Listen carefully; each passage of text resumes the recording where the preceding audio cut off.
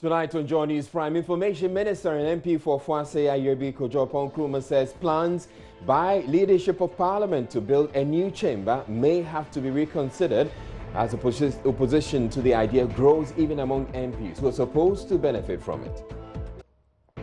Majority Leader Minister for Parliamentary Affairs Osechi Mensah is however justifying the need for the new complex. They were not in existence when we were building the stadium. They were? They were not in existence when we were building the International Conference Center. They were? They were not in existence when we were building the National Theatre. But I know what that says. No, I'm asking. Elsewhere, hundreds of squatters who made their homes along a portion of the Accra-Tema Motorway have been evicted and their shacks destroyed. Why should we be in our own country and they can provide a place for the middle or the last class people to even do a renting? How much is my pay and how much do you want me to rent right now? And then they are now treating us like an animal. Municipal authorities have vowed to ensure the evictees do not return. Today, which is a D-Day, our object is to make sure we clear everything within our stretch. But as you can see, it is not even possible that we could even finish, even with 4 machines. We brought 4 machines. There's also the story of the pupils and teachers of the Central Region School who, despite the poor state of their school, are determined to excel. In time, we were lacking desks, so I have to send my teachers to a forest to go and look for a board so that we come and make desks so that the children will have access to desks so that they will be able to learn comfortably. In business. Latest economic developments in Africa report suggests Ghana could lose heavily in the Continental Free Trade Agreement if the country's high tariff and tax regimes are not reversed. The challenges that Ghana faces as a country in its trading arrangements, those challenges are not uncommon to the other West African countries. Also in the bulletin, Ghana Journalists Association finally joins the chorus of condemnation of the alleged torture of at least one of 2 journalists of online portal Modern Ghana and calls for an independent probe of the allegation. The GJA unequivocally condemns the processes and procedures adopted in seeking justice over the cybercrime allegedly committed by the 2 journalists. Meanwhile, despite the denials by national security, one of the journalists insists he was brutalized. You see, so this way, when I was this way, then the other guy came, and then here, you see, and he hit me, and I fell flat. On your spine? Yes, on my spine. Yeah. Wow. So we have a reenactment for you. I am Israel. Joy News Prime comes to you live from the Joy News studio at Kokomlemle here in Accra with digital address GA09925339. Stay tuned in.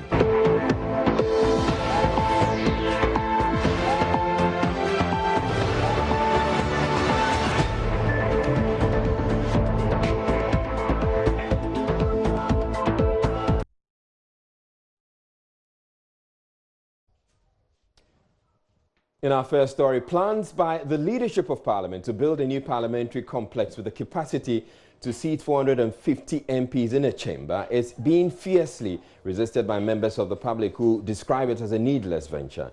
Out there on social media, an online movement against the plan has emerged under the hashtag #DropThatChamber. It is presently number 2 on the Twitter trends with over 22,000 tweets. Amongst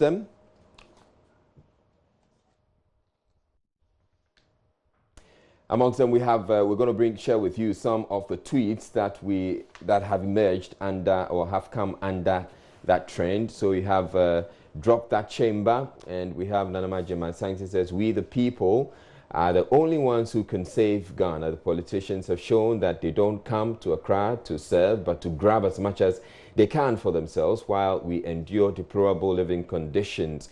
We don't have to tolerate it. Save the date for Drop That Chamber." And they are calling for a march. Now, we are tired already. Genevieve Na Ameli Kwe tweets, and then Kukwa Manfo says, "Ghana, are you ready? Hashtag Drop That Chamber, Saturday, 13 July. And it goes on. There's several other tweets under that. And out there on other social media blogs, many more Ghanaians are also expressing their outrage at the plan. We conducted a poll, we put up a poll on Joy News, and there was an overwhelming vote against the construction of the new chamber. So out there on Twitter and Joy News on TV, should Parliament build, we asked the question, should Parliament build a new chamber for it work? And 12% said yes, and 88% said no. And we had 3,842 votes on that.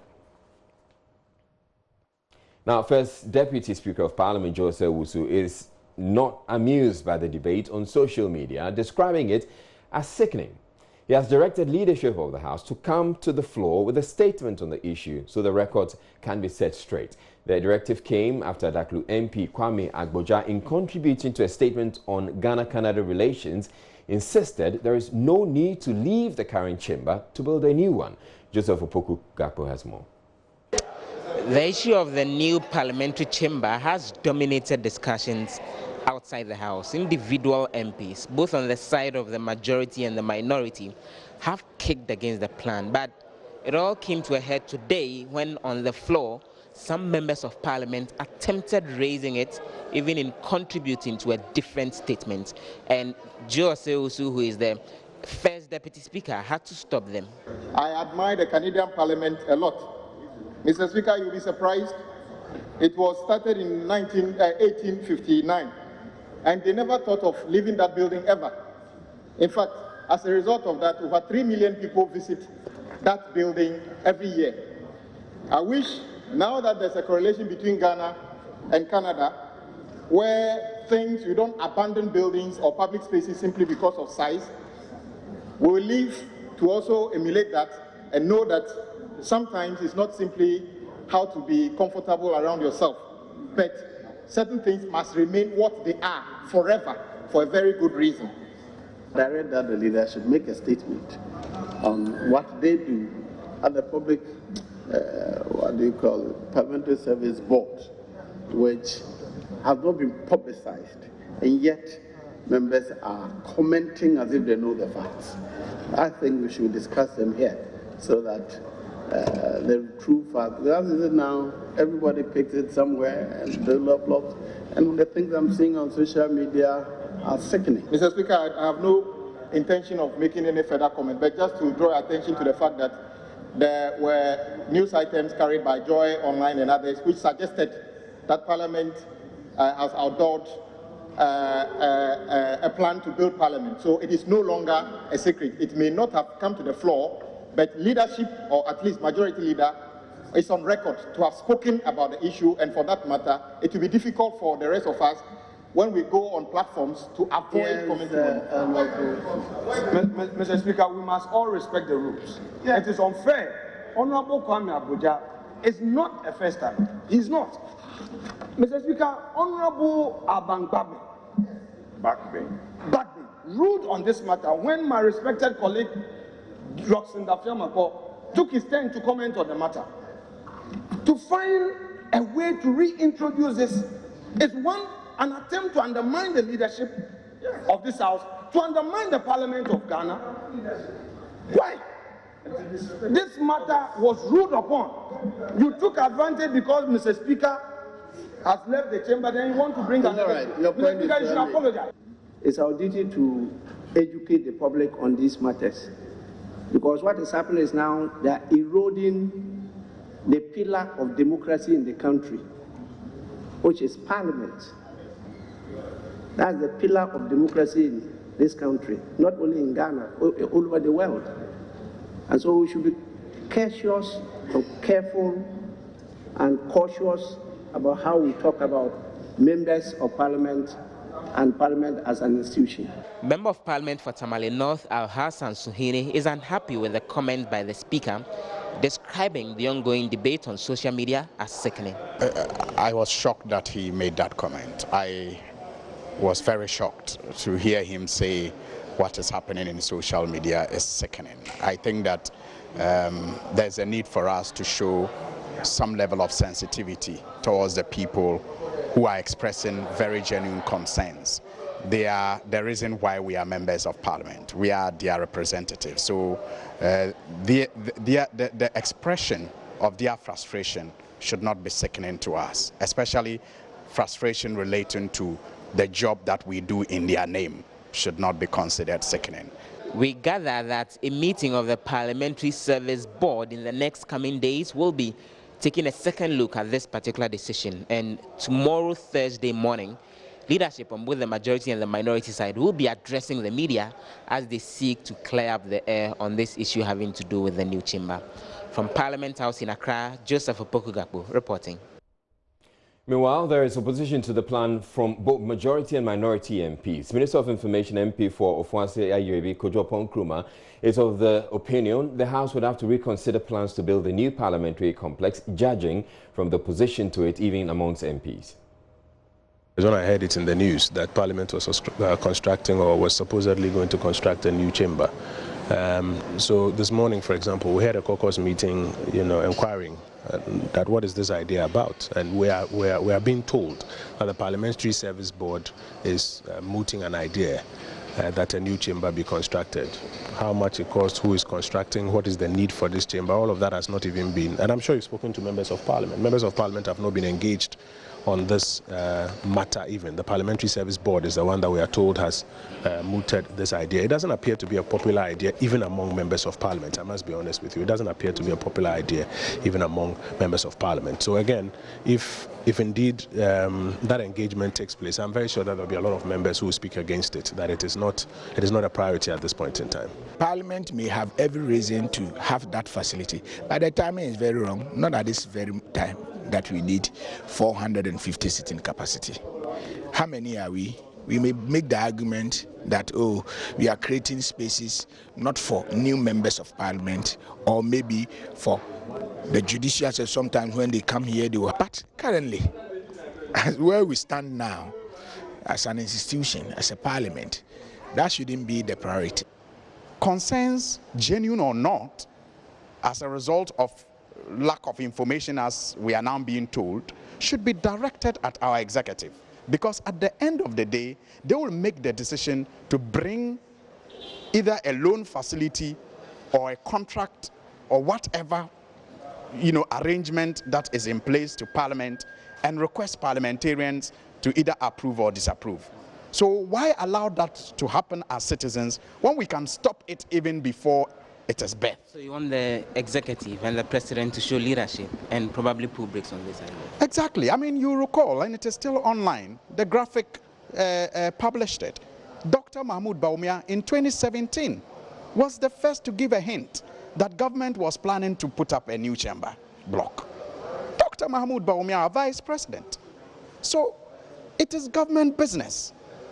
And so government should not even think of that idea of bringing it to Parliament. Let us target our government. Let's listen to all views and come to a consensus as to whether the timing is an appropriate or prudent for us to embark on such a project or not. So I leave the judgment to the good people of this country. Well, the majority leader and Minister for Parliamentary Affairs, he has been speaking on it. Oseche Mensah Bones, who will be bringing you his thoughts on the construction of the new chamber. He has justified it, but we will bring that to you later. Right now, though, the Tema West Assembly has vowed to ensure squatters who were evicted from the motorway on Wednesday do not return. The Assembly, to this end, is planning to deploy personnel to stop any illegal settlements there. Over 1,000 wooden structures along the stretch were pulled down in the exercise sanctioned by National Security. Joy News' Matilda Vermega has more in the following report.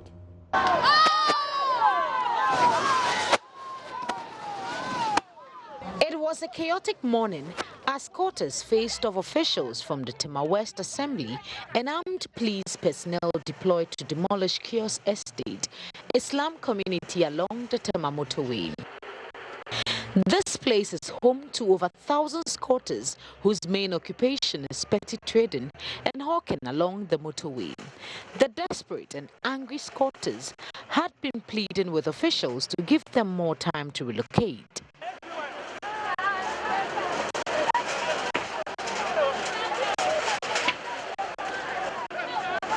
instead of the 3 months. And we say, oh, 3 days and 3 months, 3 days is too short for us to vacate a property.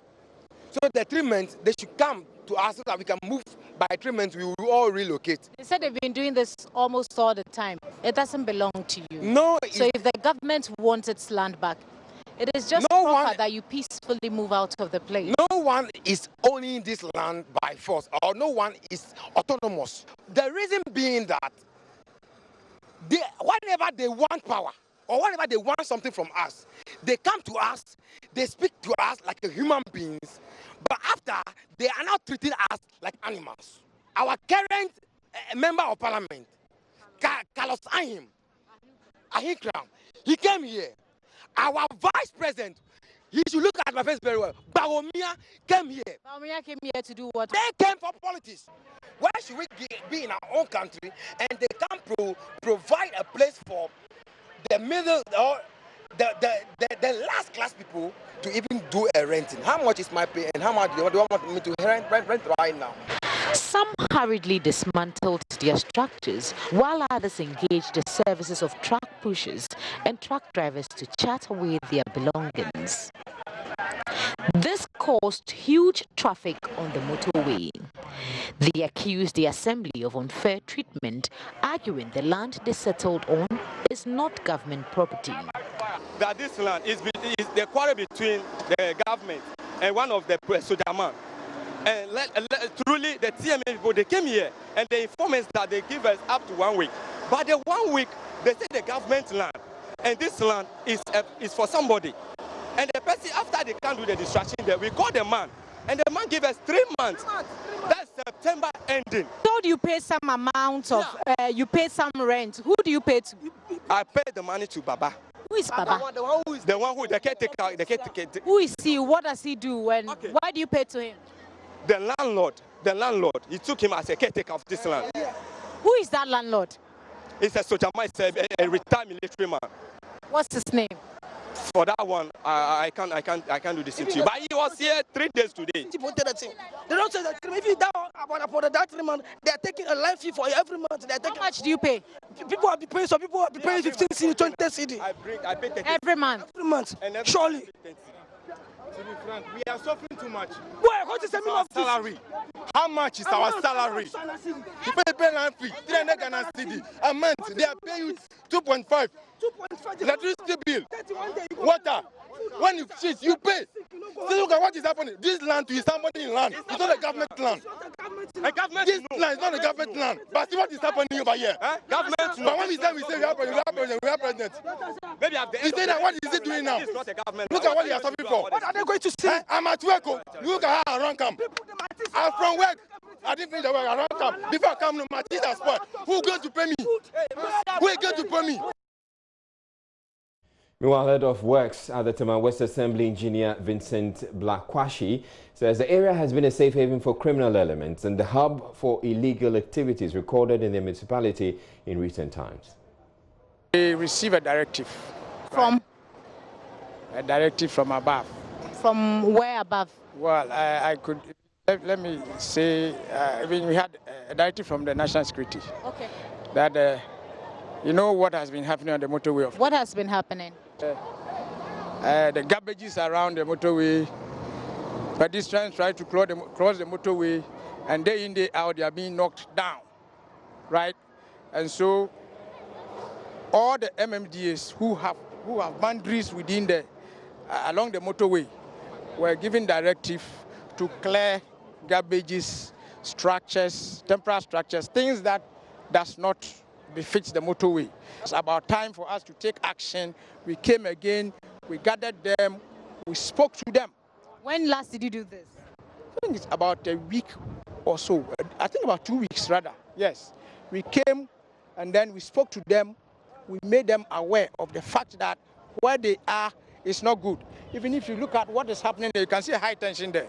The building regulations speaks against it. To understand the exact motive for today's demolition, does it have to do with criminal activities, the refuse being dumped on the motorway, or it is because these people are illegally residing on government property?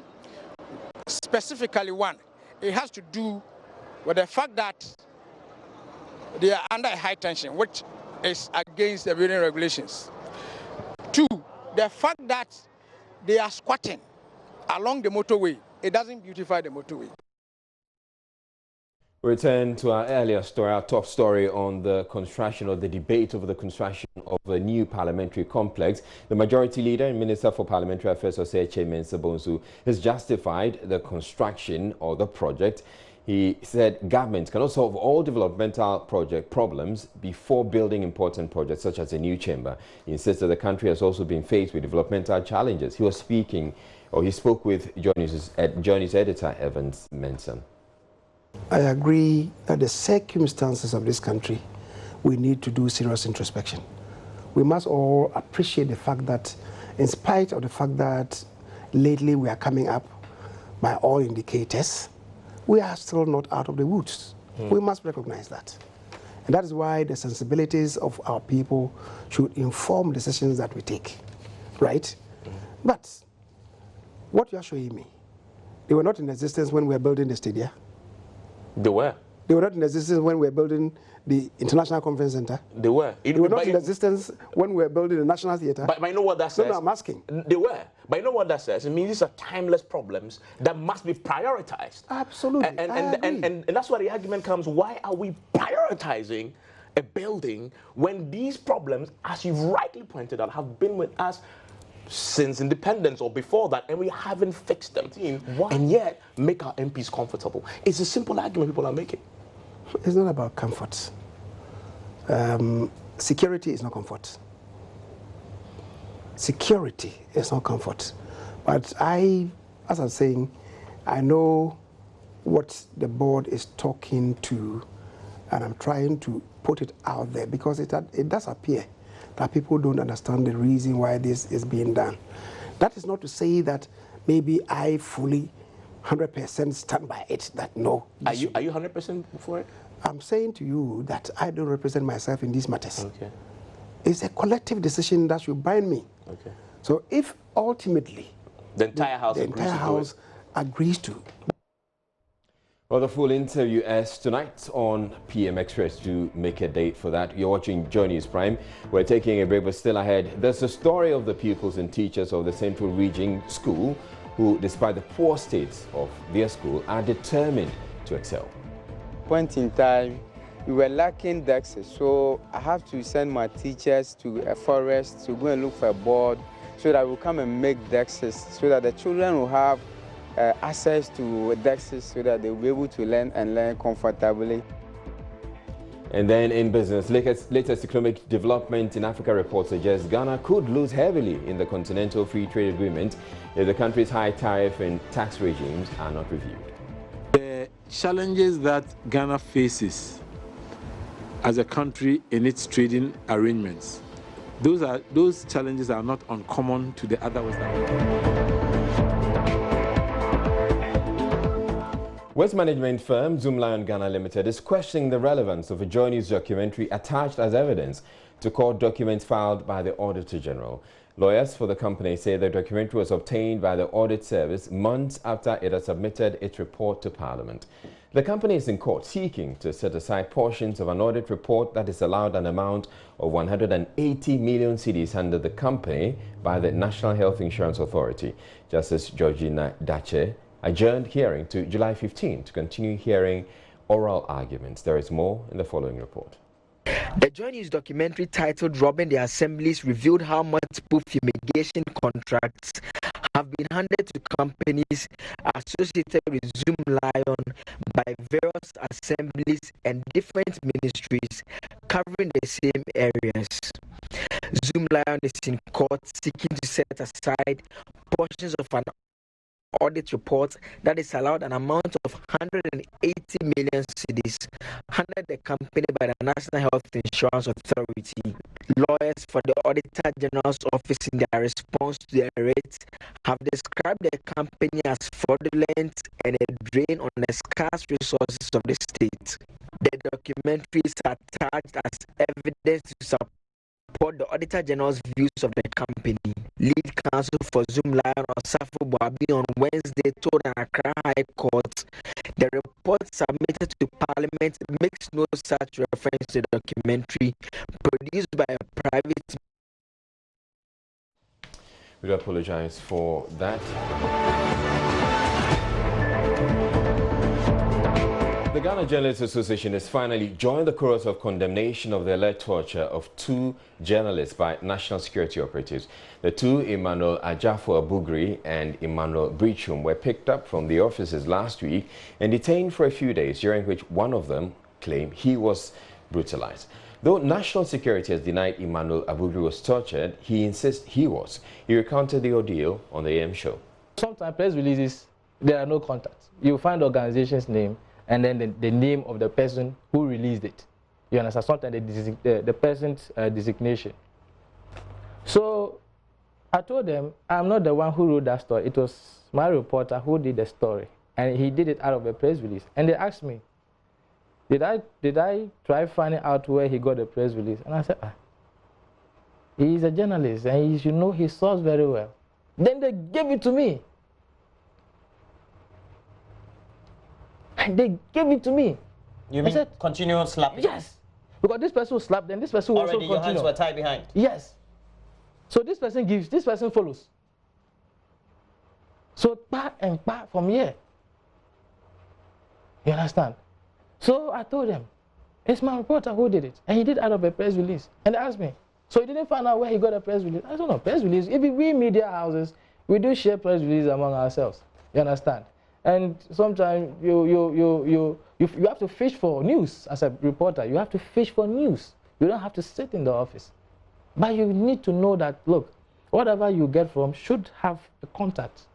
You understand? It should come from a known source, organization, exactly, or individual. Yes. So we publish the story, and you know, when we publish the story, we attach the full press release for people to know that, look, this is where. And you did that in this instance. We did it in the story. I took them through the process and all that. So when we went through that, they told me to, well, since I cannot confess, I cannot tell who that Constant Kwabin is, it means I'm the one. And then I should stand up. I should go through another phase, which is a military style. You mean after all this drill, yes, you had to go through another process of drilling? And which one was it? So I had to lean against a wall with my legs up and my legs down. You mean upside down? Yeah. As if you're exercising? As if I'm doing a push-up with my legs up. I lean against a wall. Upside down? Yeah. So your legs were up? My legs were up. And then? Down. On the ground? On the ground. Who was lifting you up? You did it yourself? I did it myself. And then what happened? They untied my... And then what happened? So they told me to be there. So I did and did to a point I could no more do. Then the guy came. All of a sudden the guy came, 1 hour. The guy came and gave me a heavy slap on my back. Right. And I fell. And he told me that do hand press and stand up. And I did hand press, did hand press. He said, stand up. And I said, I can't stand up. Then he put his hand he put his hand here. You know, I lay down flat. So he put his hand here and lifted me up. So he lifted me up this way. Then can you lie down and do that? No, someone else could have to have to do that. So I lay down flat. So something like this? Yeah, so something like this. So the guy lifted me this way, you know, and pulled this way. You see? So this way, when I was this way, then the other guy came. And then here, you see, and he hit me, and I fell flat. On your spine? Yes, on my spine. Yeah, yeah. Wow. On my spine. I fell flat. Well, the GJ says the action by the security operatives is backward and erodes gains the country is making to advance press freedom.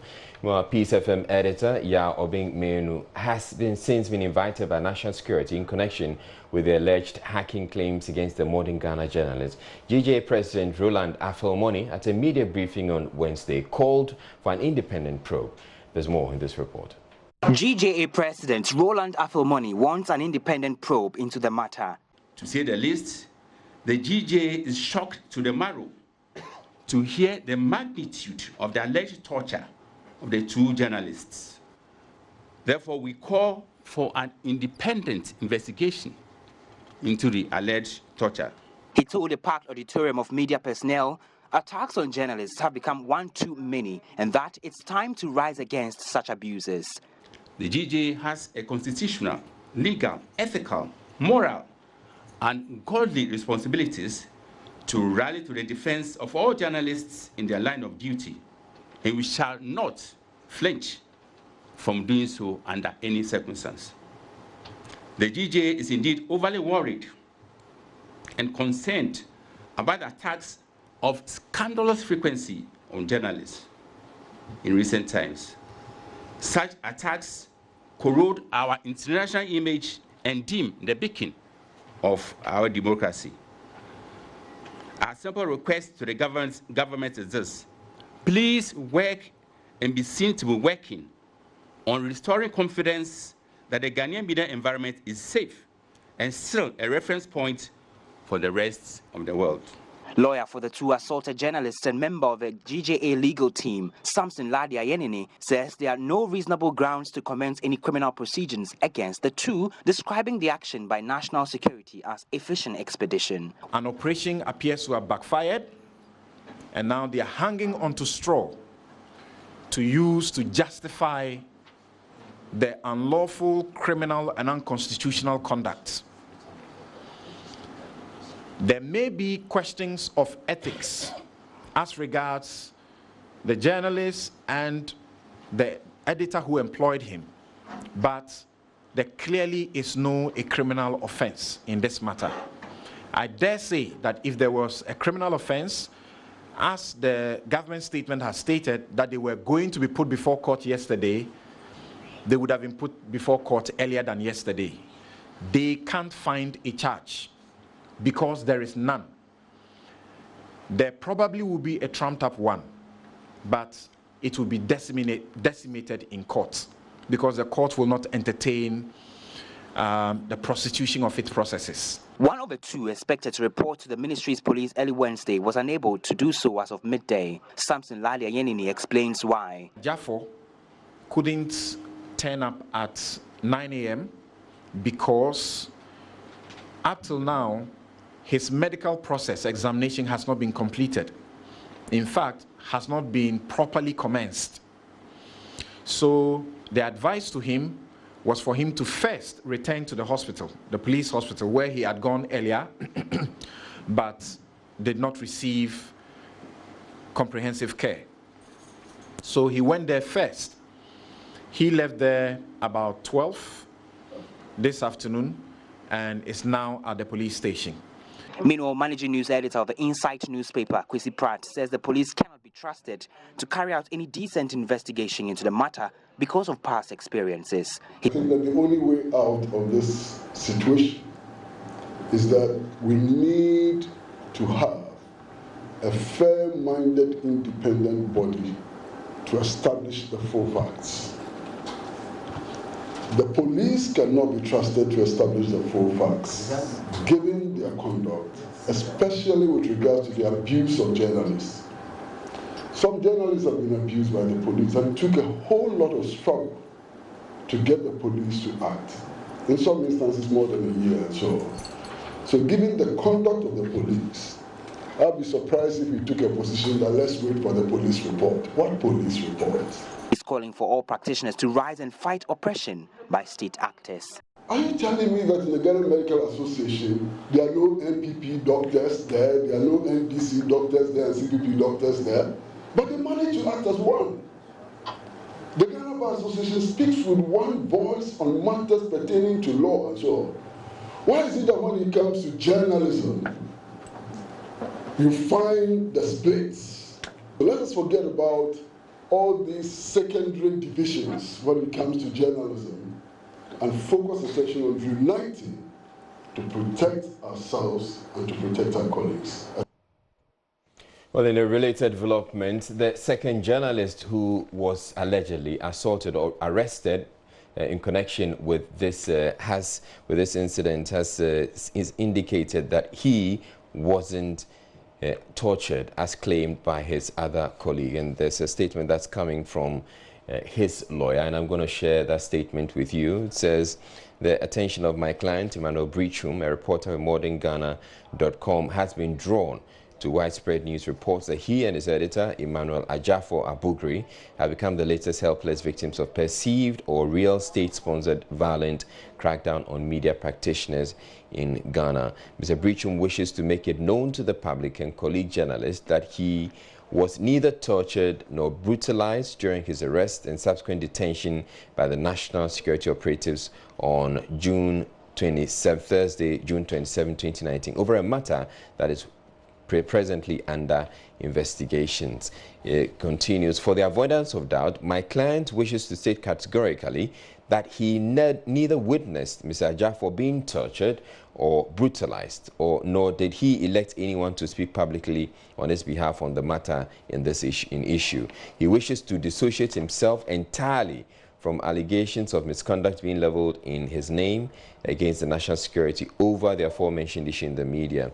And it concludes, in the meantime, my client wishes to state with emphasis that he is a law-abiding citizen and he is innocent of the reported criminal wrongs that have been alleged. And it's signed by Deborah Asabre Ameao, Esquire, solicitor for Emmanuel Breachum.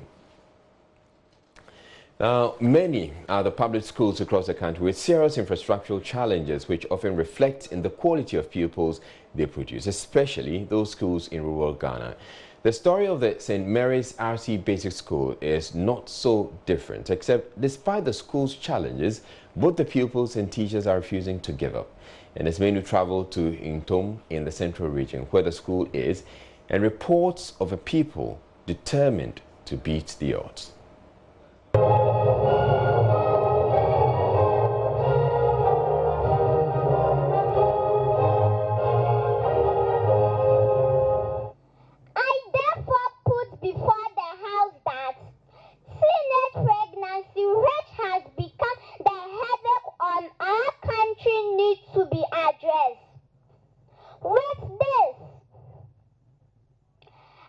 9-year-old Akosua Adoma Owusu is the leader of the Diaso District Child Parliament in the Central Region. She is confident and very eloquent. In her open-air Chamber of Parliament, she addresses very critical issues that affect her and children within the district. Let's now hear the views of members of both sides. Madam Speaker, teenage pregnancy has become rampant in our country. But, Madam Speaker, there are some important issues to look at first. Speaker, just recently, I traveled to Nkonia for some private matter. Speaker, I wish you were with me to experience the gozo on the road.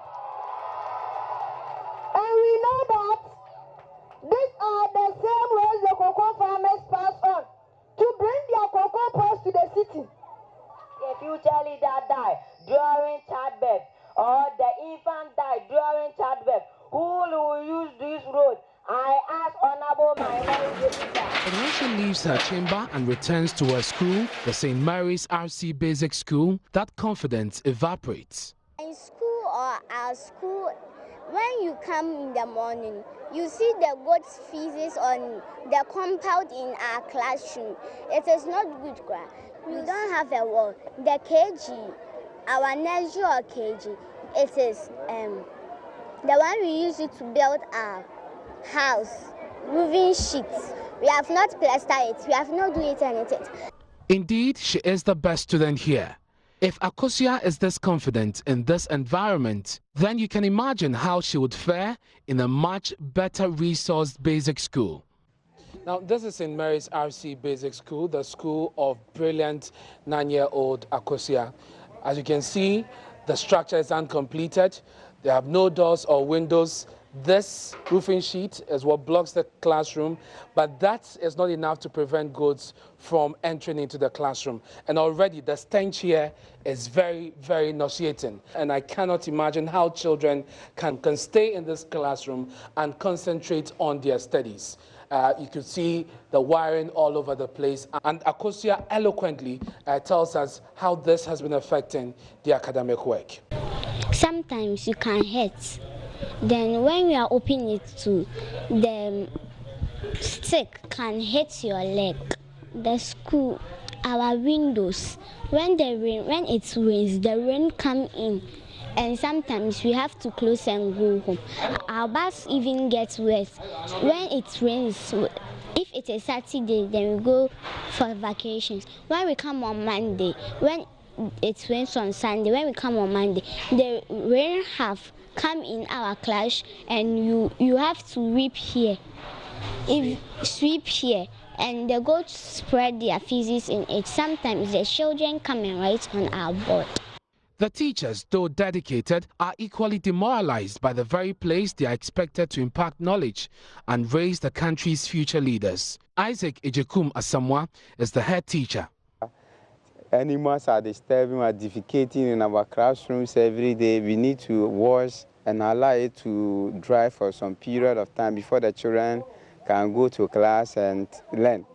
And because of that, some of the teachers, when they come here after some years and look at the situation, then they leave the school. So sometimes we are lacking teachers, and sometimes too, you come to school and you are not happy because what you come and meet in the school. Sometimes the frustration reaches unbearable levels, but instead of quitting like some have done in the past, they go extra lengths to help alleviate their plight. That even includes building this structure to house kindergarten children. At a point in time, we were lacking desks, so I have to send my teachers to a forest to go and look for a board so that we'll come and make desks so that the children will have access to desks so that they'll be able to learn comfortably. This, my teacher, Samuel Jenfi, is a full-time mason, I will say that. And this man, in terms of wiring too, he's good at that. So they did? They did, yes, they did for us, because we don't have money to go and hire an electrician to come and do it for us. The teacher in charge tells me there are over 90 pupils who occupy the structure. However, when it rains, the school must close. We could 96. Na edan ye ni bi ye ni akonwa nti ye ba ye de kete ene ye de sese edan mo ho enti sensuo to ene dwun ye nsuo ye fenfen no sensuo to anapa obeba na me de bokti me de sisi dan na aye ma de si ehwiegu anya sensuo ne bope na ewura kete na ase na enkora no acha ase ye woso. So with no doors, no windows, inadequate furniture, and just one computer which even e-waste scavengers would reject, Akosua sent out her message to the president. Mr. President, please, I want you to help us build our school. We have not plastered it, we have not done anything. World Vision we went for a program, and World Vision have come and built a toilet for us. So, Mr. President, I want you also help and build my school or our school for us, and roads. Thank you, Mr. President. The District Director of Education, who is frustrated with the problems of the district, is also appealing for support. Indeed, we have serious problem with our structures. So there's a lot. I want to use this opportunity to appeal to other organizations. We've seen them building for other districts, particularly those in Accra, Takoradi, in big towns. But they forget that the resources that we use in paying whatever debt Ghana owes come from these areas.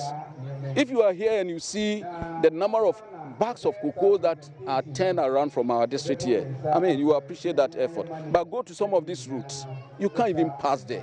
When it is raining, there are some schools you cannot even visit there. Over there, she sits on a daily basis and tries her best in working out to become the Speaker of Parliament that she hopes to become in future.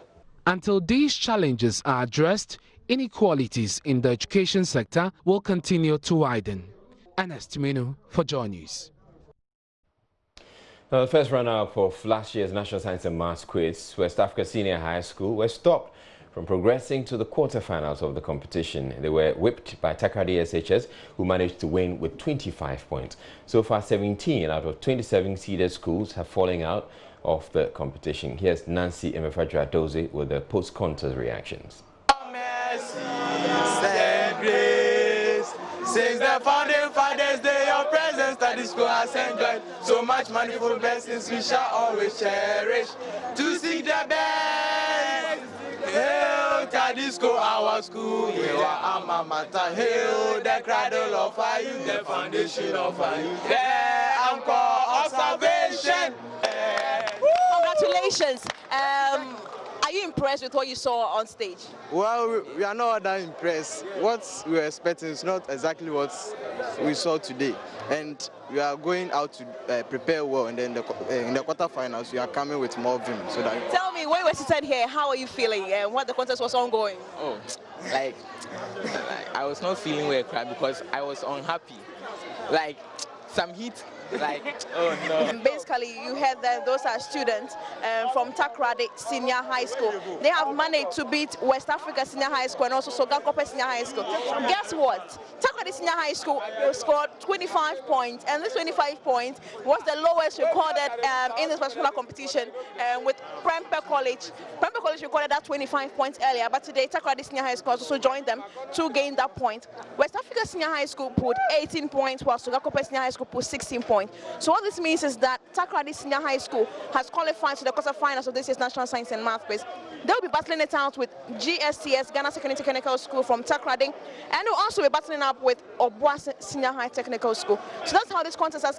And that's it. I'm Israelite. Thank you very much for watching, and do stay tuned in for PM Express with Evans Mensah and the Majority Leader and the Minister for Parliamentary, Professor Seche Mensah. And they're going to be talking about this debate over whether or not to get a new chamber for Parliament. Do stay tuned in. Good night.